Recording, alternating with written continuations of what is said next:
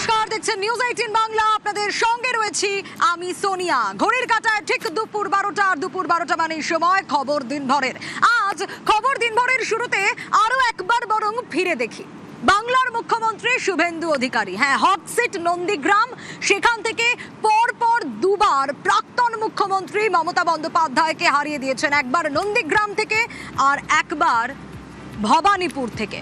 আর তারপর একেবারে মোদির সামনেই জয়েন্ট কিলার গতকাল ব্রিগেডে শপথ নিলেন বাংলার মুখ্যমন্ত্রী হিসেবে। চলুন আজ দুপুর 12টার খবর দিনভরের শুরুতে আরো একবার ফিরে দেখি।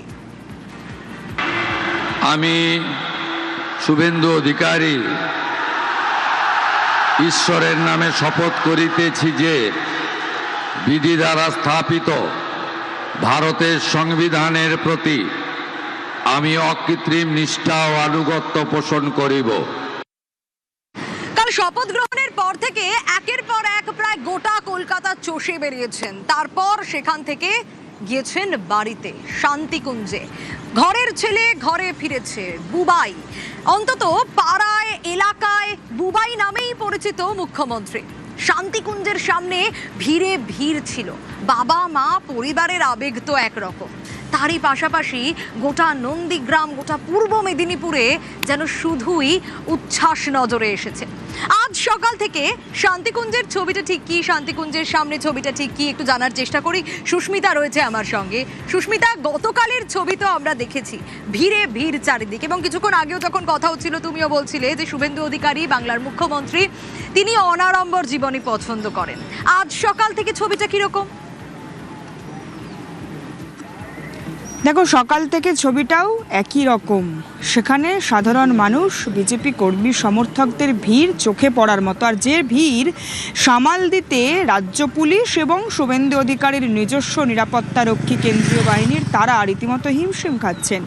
গতকাল রাতে যখন শুভেন্দু অধিকারী কলকাতা থেকে রওনা দেন, কলকাতা থেকে বেরিয়ে হাওড়া, হুগলি কিংবা পূর্ব মেদিনীপুর ঢোকার সময় পর্যন্ত, কাঁথিতে তার বাড়িতে ঢোকার আগে পর্যন্ত যেভাবে রাস্তার দুই ধারে রাত 2টো পর্যন্ত অপেক্ষারত মানুষের ঢল, সেটা দেখেই কোথাও গিয়ে প্রমাণ আবারও একবার হচ্ছিল যে পূর্ব মেদিনীপুর তার ঘরের ছেলেকে পেয়ে তারা আবেগে ভাসছেন, আবেগে আপ্লুত, এবং তারা প্রত্যেকে এই মুহূর্তে সেলিব্রেশন মুডে। আর সেই উদযাপনের রেশ আজ সকালেও একই রকমভাবে বহাল তবিয়াতে বর্তমান।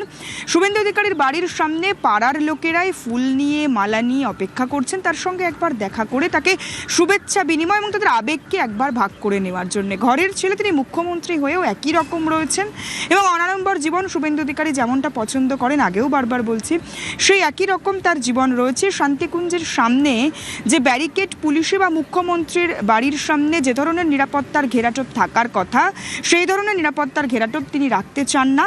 সে কথা তিনি ইতিমধ্যেই তার যারা নিজস্ব নিরাপত্তা রক্ষী কেন্দ্রীয় বাহিনী তাদেরকে যেমন জানিয়েছেন, ইতিমধ্যেই রাজ্য পুলিশের তরফ থেকে তাদের যে বাড়তি নিরাপত্তার দায়িত্ব তাদেরকেও জানিয়েছেন। সব মিলিয়ে কোনো বাড়তি ঘেরাটোপ নয়, কোনো বাড়তি ব্যারিকেড নয়, কোনো বাড়তি পুলিশ কিংবা কেন্দ্রীয় বাহিনীর জওয়ান তার বাড়ির সামনে মোতায়েন থাকবে না। যেমনটা আগে থাকতো তেমনটাই থাকবে। এবং তার যে বাড়ির শান্তিকুঞ্জে ঢোকার গলি কাঁথির সেন্ট্রাল বাস স্ট্যান্ড থেকে, সেখানেও সাধারণ মানুষের জন্য সেই রাস্তা একই রকমভাবে খোলা। শুভেন্দু অধিকারী তিনি মুখ্যমন্ত্রী নির্বাচিত হওয়ার পর বা মুখ্যমন্ত্রী হিসেবে তার নাম ঘোষণা বা নাম সামনে আসার পরে তিনি বলেছেন, আমি নয় আমরা সাধারণ মানুষের সঙ্গে, সাধারণ মানুষের মধ্যে থেকেই তিনি আগেও যেমন কাজ করেছেন আগামীতেও কাজ করবেন। আর সেই ছবি, তারই বাস্তব প্রতিফলন বলা যায়। আরও একটি নজির তিনি গড়তে চান।